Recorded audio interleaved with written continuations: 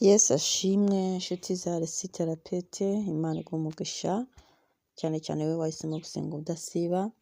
Imana ntizasibe kukumva kandi ntizasibe kukumvira mu izina rya Yesu Kristo. Reka dusengere muri Zaburi ya 35 umurongo wa mbere tugarukire ku murongo wa 3. Haranditse ngo Uwiteka burana n'abamburanya, rwana n'abandwanya. Enda ingabo nto n'inini uhagurukire kuntabara, kandi ushingure icumu mu ntagara, wimire abangenza. Ubwire umutima wanjye uti ni jye gakiza kawe. Amen, amen, amen. Iyi Zaburi ya 35 ni isengesho rikomeye rya Dawidi, igihe yari akikijwe n'abamurwanya, igihe yari afite abamwanga bamurenganya. Yageze aho Dawidi abona kwirwanaho biranze, ahitamo guhungira ku Mana. Asaba Imana kumubera umucamanza, asaba Imana kumubera indwanyi, asaba n'Imana kumubera umurinzi. Muri iyi Zaburi tubonamo umutima w'umuntu uri mu ntambara y'ubuzima, ariko wanze kwihererana ububabare bwe. Ishushanya umuntu ubabaye pe, umuntu ugoswe impande zose, ariko agahitamo we kutabyinjiramo, akavuga ngo meze nk'aho mbihaze, ndabirambiwe, sinkibishoboye. Agahitamo kujya ku Mana akayibwira ati burana n'abamburanya, urwane n'abandwanya. Ahangaha yashaka kuvuga ko hari intambara atagikeneye ubwe no kuzumva mu matwi ye, mu maso ye, byose abifashe akabitereka ku Mana. Iri ni isengesho rero ritwigisha ko Imana ntabwo ijya ireberera umuntu uri kurengana, cyangwa se ngo umuntu uri mu ntambara ngo iceceke. Imana ijya ituburanira, Imana ijya iturwanirira, Imana ijya itubera umurinzi. Iyi Zaburi irimo amasengesho menshi atandukanye. Harimo isengesho ryo gusaba Imana ubutabera, harimo isengesho ryo gusaba Imana kurindwa, harimo isengesho ryo gusaba Imana kukurwanira intambara zawe, ndetse no gusaba amahoro hagati y'ibibazo, kuko Dawidi hari aho yageze ku murongo wa 3 kuvuga ngo bwira umutima wanjye ngo ni wowe gakiza kanjye.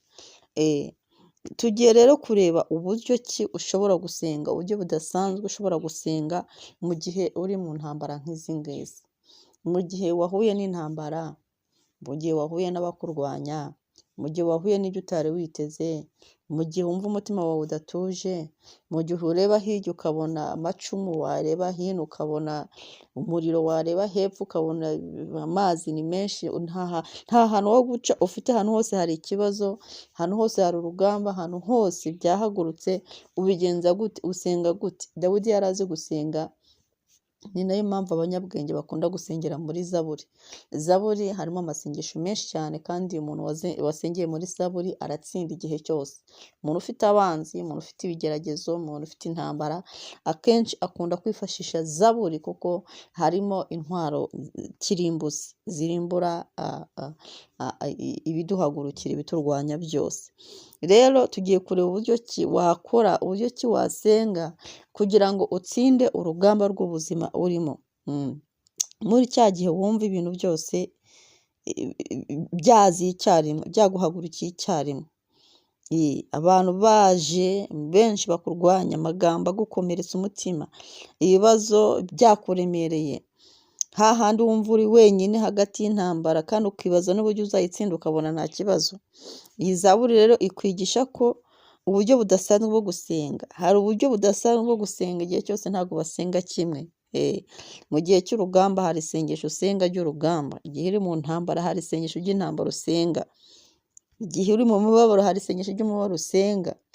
Ijambo ry'Imana riravuga ngo musengeshe umwuka iteka. Ntabwo igihe cyose basenga kimwe, ahubwo umwuka arakuyobora akakwereka icyo usenga, icyo uvuga, icyo upuwentaho. None mu gihe cy'intambara, mu gihe cy'urugamba basenga gute? Babigenza bati? Ikintu cya mbere ugomba kumenya, hari intambara wowe ubwawe utagomba gutsinda, utagomba no gutinyuka kuzihagararamo wenyine, kuko uramutse uzihagazemo wenyine zakurangiza, zagutsinda ku rugamba utanateye n'intambwe ebyiri. Dawidi rero yari abizi, yari afite ubwenge, yari azi ko hari abamurwanya ariko atashobora gutsinda. Ubwenge bwe, ubuhanga bwe, experience ye idashobora gutsinda. Mwibuka ko Dawidi ariko yari afite experience mu ntambara. Uyu Dawidi wahamagaye Imana ngo urwane n'abandwanya, mwibuka ko yatangiye urugamba ari mu ishyamba ari kwica idubu, yicaga amadubu, yaragiraga intama akica amadubu.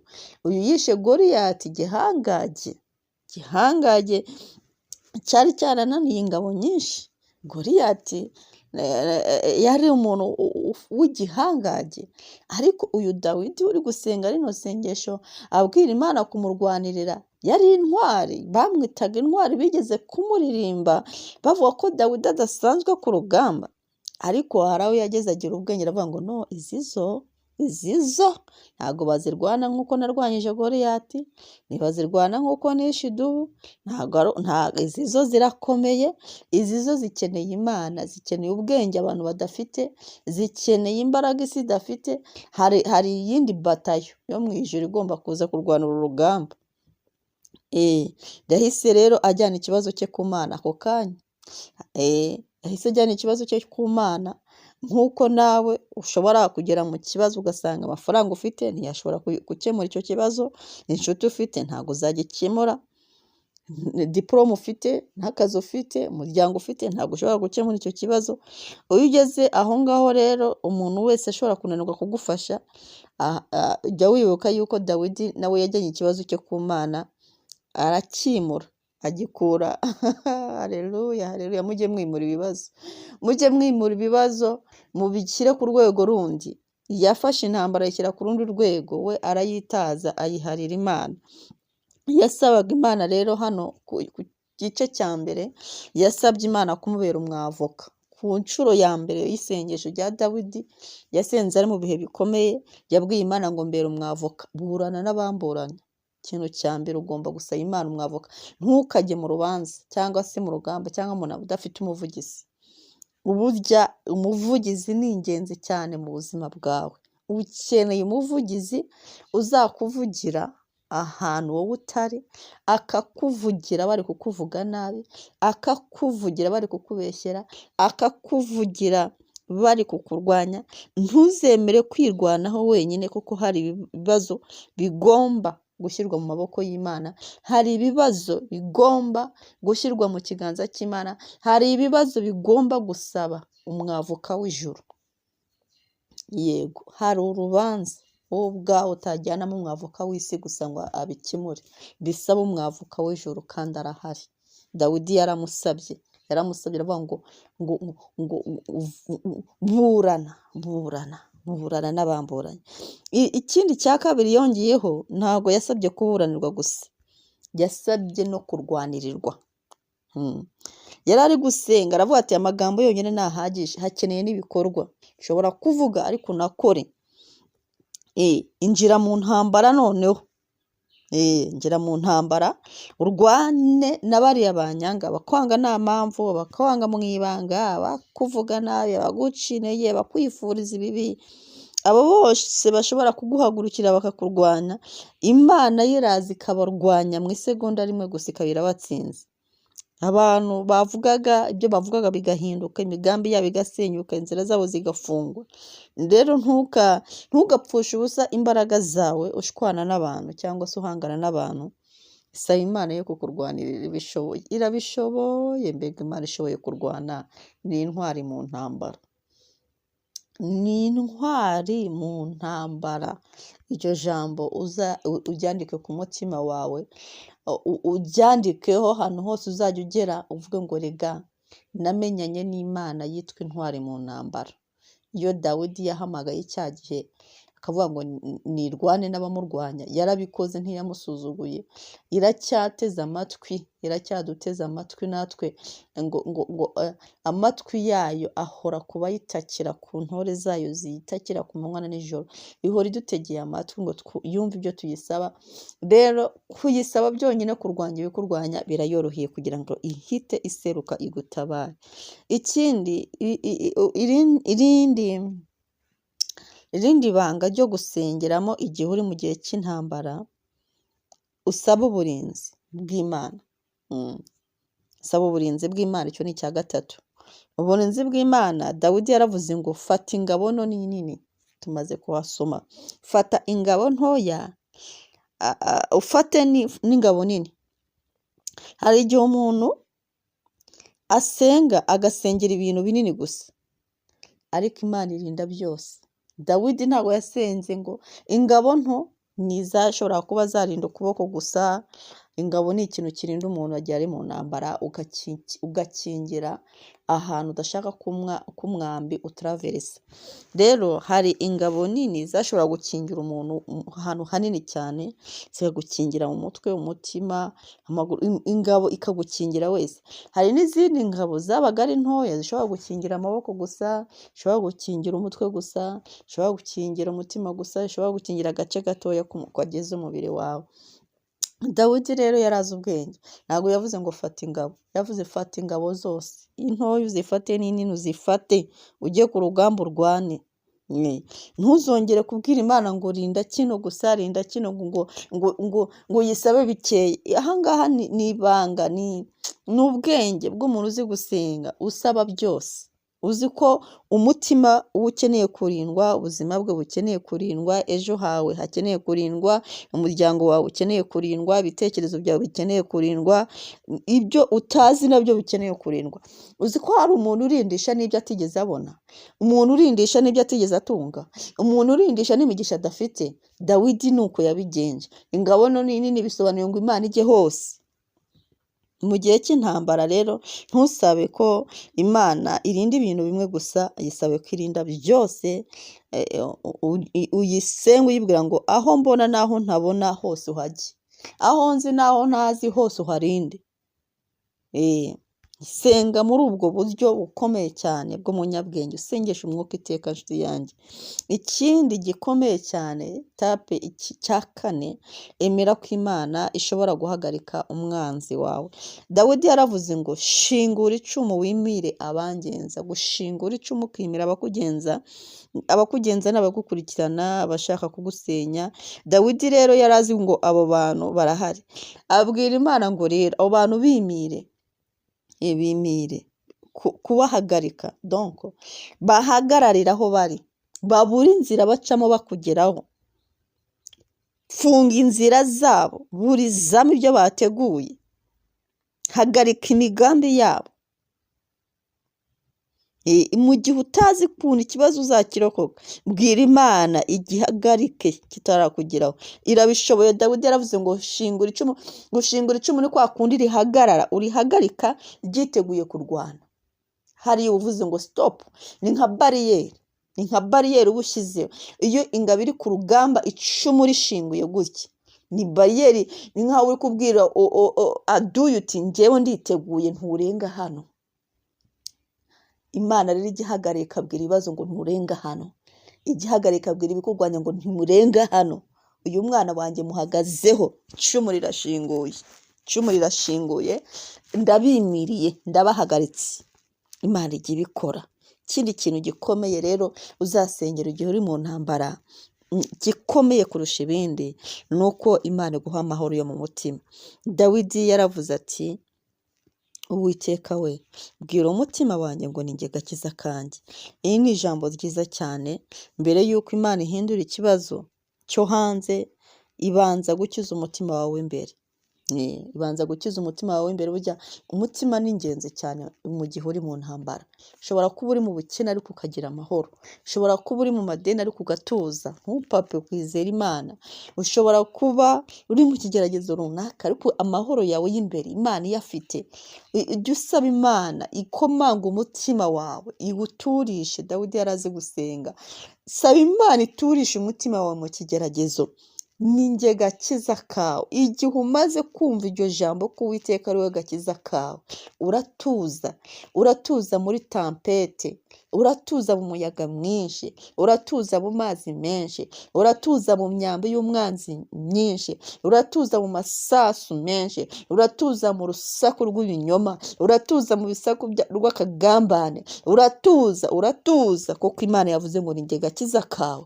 Icyo ngicyo gituma utuza. Imana ugiye usaba iguhereza aya mahoro adasanzwe, atari nk'ay'ab'isi bagira, atari nk'aya yandi ubona kuko ikintu kibazo wasengeye cyarangiye, ahubwo ukeneye amahoro ubonera muri icyo kibazo, ukeneye amahoro ubonera muri icyo kigeragezo, ukeneye amahoro ubonera muri ayo marira.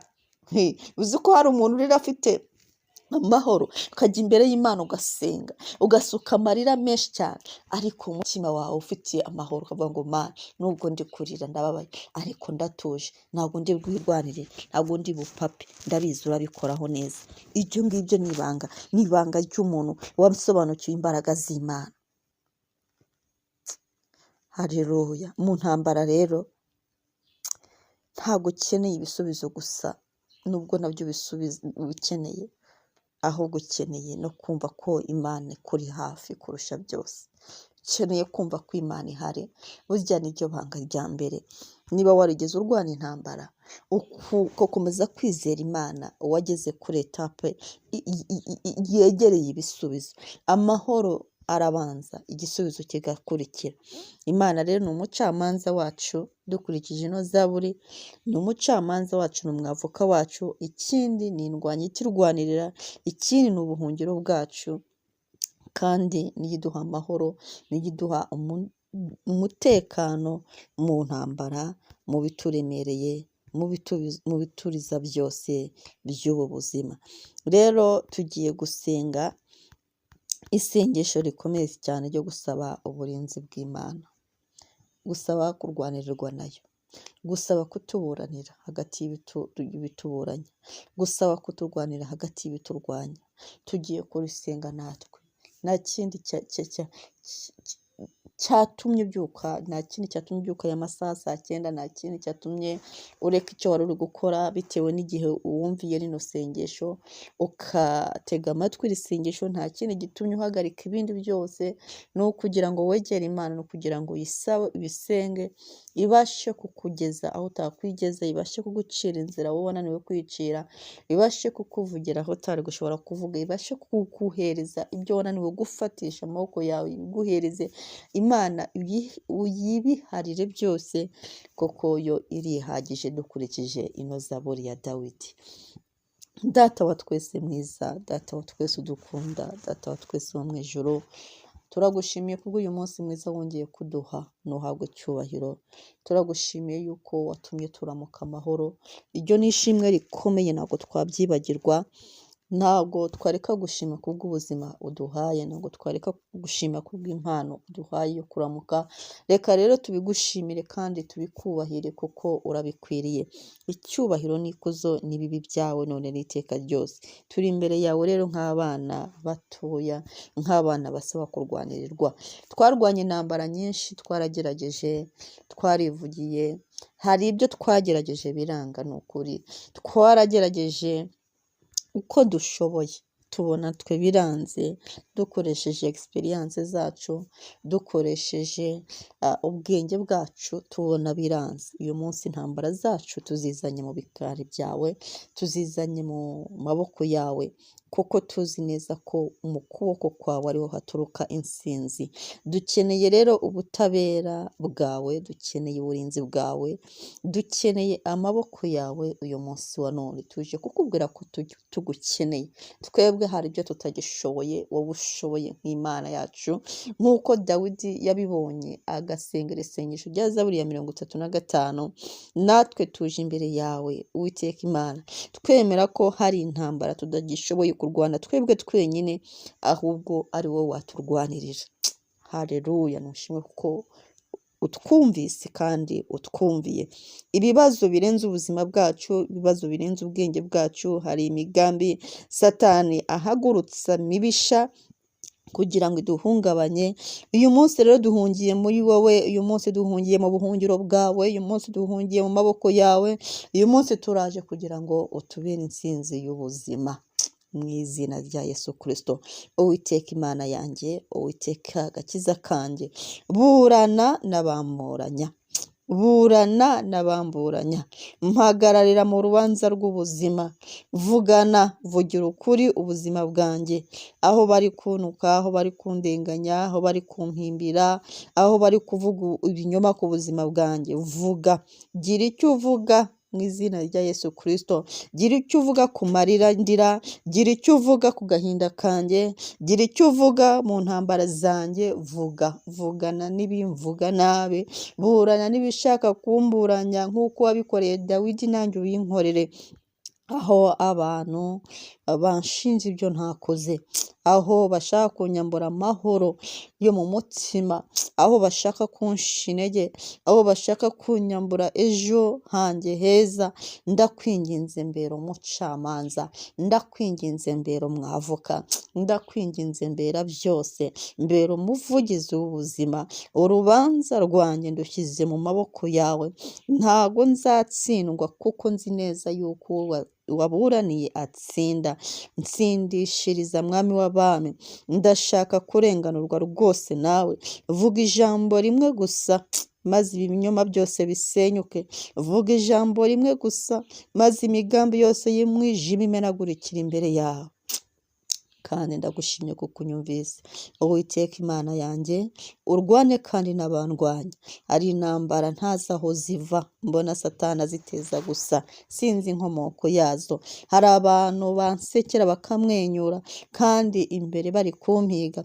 Hari abifuza kumbona ndi hasi naguye, nasubiye inyuma ndi kurira ndi kuboroga. Hari imbaraga z'umwijima zirwanya umutekano wanjye, zikarwanya inzozi zanjye, zikarwanya ibyo nkora, zikarwanya umurimo wawe nkora, zikarwanya ubuzima bwanjye n'umuryango wanjye.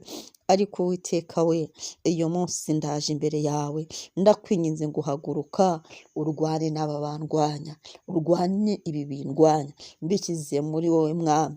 Ndakwinginze sinzongera kwirwanirira, we ndwanirira. Aho banshyize mu mwijima ushyire mu mucyo wawe, aho banyifuriza gutsindwa Uwiteka Imana wahindura amateka, ungira intsinzi, ngira umutsinzi ndetse no kurushaho. Aho wifuza ko narira, haleluya, uhashyira indirimbo yo kunesha. Fata ingabo nini n'intoya nk'uko Dawidi yabigusabye, nanjye ndabigusabye ngo ufate ingabo nto kandi ufate nini papa, ufate zose icyarimwe. Uburinzi bwawe ku buzima bwanjye bube bwuzuye, undindire aho mbona n'aho ntabona, undindire mu izina rya Kristo Yesu igihe cyose. Undinde, rinda umutima wanjye, urinde ibitekerezo byanjye, urinde ubuzima bwanjye, urinde umuryango wanjye, urinde ibyo nkora, urinde destiny yanjye, urinde ejo hazaza hanjye, urinde mwami Imana Nyiringabo, urinde ibyo nibuka n'ibyo ntibuka byose ubirinde. Ingabo nini uzifate mu izina rya Yesu Kristo. Amayeri y'umwanzi yandinde, undinde amagambo mabi, undinde amasasu atagaragara, undinde imitego bateze mu rwihishwa, undinde Uwiteka Imana Nyiringabo, undinde. Fata ingabo nto nini papa, ukumira umwanzi Satani nk'uko ingabo irinda umusirikare, niko ubuntu bwawe Uwiteka Imana bundinze kandi bukambera urukuta. Ntukemere ko ikibi kingeraho, ntukemere ko umwanzi avugiriza impundu kunesha, ntuzabyemere. Shingura icumu ku buzima bwanjye, wimira abangenza Mwami Imana. Hagarika abankurikirana bashaka kunyambura amahoro, hagarika abankurikirana bashaka kunsha intege, hagarika abankurikirana bashaka kumbabaza. Mu izina rya Yesu funga inzira zabo, funga inzira z'abashaka kumbuza umugisha wanjye. Uwiteka Imana tatanya imigambi yabo mibisha iyo bateguye kugira ngo imbuze kwegera imigisha wanteguriye, batatanye mu izina rya Yesu, batatanye mu izina rya Kristo, batatanye. Shingura icumu ryawe, batatanye. Hagarara Uwiteka Imana, hagarara ku muryango wanjye, hagarara Uwiteka Imana ku itorero, hagarara ku gihugu, hagarara ku basenga ubudasiba. Shingura icumu ku banyamasengesho, bashingurira icumu Mwami. Shingura icumu kuri uyu mupapa n'umumama dusengana, shingura icumu kuri uyu musore n'inkumi, bashingurira icumu bahagarareho, ubarinde amarira Mwami Imana, ubarinde ikibazo n'ikigeragezo. Uwiteka Imana ubabere ingabo, ubabere inkingi mu izina rya Yesu Kristo. Abadushakaho amarira babona ubuhamya, abadutega imitego bazaba aribo bayigwamo. Imbaraga zose z'umwijima ziduhagurukiye zitsindwe n'imbaraga z'ijuru. Imana yacu ishobora byose, ohereza marayika wawe imbere yacu mu buzima bwacu, akandagira ikintu cyose kibi, arinde ubuzima bwacu amanywa n'ijoro, arwanya intambara zacu, izo tuzi n'izo tutazi zose. Uwiteka Imana uzidutsindire. Maze Data, turashaka ijwi ryawe uyu munsi, ndashaka ijwi ryawe ribwira umutima wanjye, rivuga ngo ni njye gakiza kawe. Haleluya. Rega Dawidi yarabisenze, nanjye ndabisenze. Dawidi yarakubwiye ngo arashaka kumukomanga ku mutima, ngo ukamubwira ngo rega Dawidi mwana wanjye, ni njye gakiza kawe, humura. Bimbwire nanjye Mwami Imana, uragakiza kanjye, ubuhungiro bwanjye, imbaraga zanjye, amahoro yanjye, ni wowe unkiza muri byose. Mu gihe mbona isi yacecetse nta gisubizo mbona, wowe umbwire. Mu gihe abantu banyanze, wowe unyakire. Mu gihe umutima wacitse intege, wowe wongere unyubakemo imbaraga. Wowe unkuremo ubwoba, wowe unkuremo kwiheba, wowe unkuremo amarira. Wowe gusa. Nizeye yuko Mwami Imana unyumvise utazandeka. Ni wowe gakiza kanye, ni wowe gakiza kanye, ndabyizeye. Ni wowe uzandwanirira. Nizeye kuzamfata ukuboko, nizeye kuzampesha kunesha. Ndabyizeye Mwami wanjye, nizeye kutazandeka Mana yanjye, kuko ukuboko kwawe kutajya kundekura. Nizeye ko utazatinda, kuko igihe cyawe nubwo cyatinda ntigihera, kiba gitunganye rwose. Ni abantu batekereza ko byarangiye, ndacyakwizeye, ndacyagutegereje Mwami, ntuzatinda. Nizeye kutazaceceka, kuko ijambo ryawe rimwe gusa uyu munsi wa none rishobora guhindura amateka y'umuntu. Nizeye ko uyu munsi wa none utazareka amarira yanjye akomeza kurira, ahubwo yahinduye indirimbo z'umunezero. Nizeye kutazemera ko nsenyuka na gato, kandi nizeye kuri mu ruhande rwanjye, uru rutare rwanjye hagati y'umuyaga mwinshi. Nizeye kuzandwaniriraho intambara zanjye zari ziri gutangirira uhakize ingabo, ushinguye icumu ku bwanjye, ntushimwe. Nizeye kuzambera umucamanza n'umwavoka aho abantu banshinze ibinyoma ntakoze.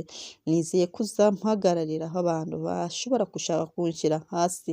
Nizeye kuzansubiza agaciro kanjye aho isi yagerageze kunshyira hasi no kungira ubusa. Nizeye kuzakingura inzira, ukamfungurira inzira aho abantu bageragezaga kuzifunga. Ndabyizeye Mwami Imana. Nizeye kuzahindura amarira yanjye ubuhamya. Nizeye ko umubabaro wanjye uhindutse indirimbo, kandi nizeye kutazemera ko umwanzi anezezwa no kugwa kwanjye, kuko ndi umwana wawe. Nizeye ko igihe cyose unyibuka, nubwo abantu banyibagirwa. Nizeye ntashidikanya ko ugiye kunyongerera imbaraga nubwo nari naniwe. Nizeye ko umutima wanjye uwumurikiye, ubuzima bwanjye bubonye umucyo, nizeye ko ubuzima bwanjye ubuvugiye, uri umuvugizi w'ubuzima bwanjye, nizeye amahoro yo mu mutima, nizeye ntashidikanya ko ndi umwana wawe kandi ko nzabona ibyiza byose wanteguriye, nizeye kuzasohoza ibyo wavuze ku buzima bwanjye kuko ntabwo ujya ubeshya, nizeye ko izi ntambara zitazanyica ahubwo nizizabyara ubuhamya kandi ko imperuka y'ibi ndi gucamo izaba nziza ko kuri Imana ihindurana ibidashoboka, nizeye kuzahaguruka ukandwanirira maze ibimburanya bikamenya ko mfite Imana ikomeye, nizeye ko ugiye kuburanya n'ibimburana ukampagararira Mwami Imana, ukarwanya n'ibindwanya, ukampereza intsinzi, nizeye ko ugiye gufata ingabo nini ukandinda impande zose, aho mbona naho ntari kubona, ndabyizeye, ndabyiringiye, ndagakiza imbere yawe, ndi uwo ukunda umukiza muri byose, agakiza kawe kari muri njyewe, agakiza kawe kari mu buzima bwanjye, Uwiteka Imana Nyiringabo niyo mpamvu mfite amahoro, nizeye ko amaherezo y'ibi ngibi ari ayo kugushima, ari ayo kuguhimbaza, ari ayo gutanga ubuhamya bwo kuvuga ngo rega hari Imana ihaguruka ikarwanira umuntu, kandi iyo yahagurutse nta mwanzi n'umwe wamushobora. Uwiteka ari mu ruhande rwacu, umubisha wacu yaba nde? Uwiteka yarwanye, ese ni iki cyamubasha? Ndabizi neza ubwo buhamya nzabutanga, ayo mashimwe nzayashima ubuzima bwanjye bwose. Ubane natwe uyu munsi wa none rero, uturinde utwimane uduhagarareho, uturengere muri byose. Zaburi ya 35, haleluya, tuyisengeyemo. Ukomeze kuburanya ibituburanya, ukomeze kurwanya ibiturwanya, ukomeze kutubambira amahema, utubere ubuhungiro kandi uduhe amahoro muri byose, utwimane muri byose, mu izina rya Kristo umwami w'abami niko dusenze kandi twizeye. Amen, amen, amen, amen.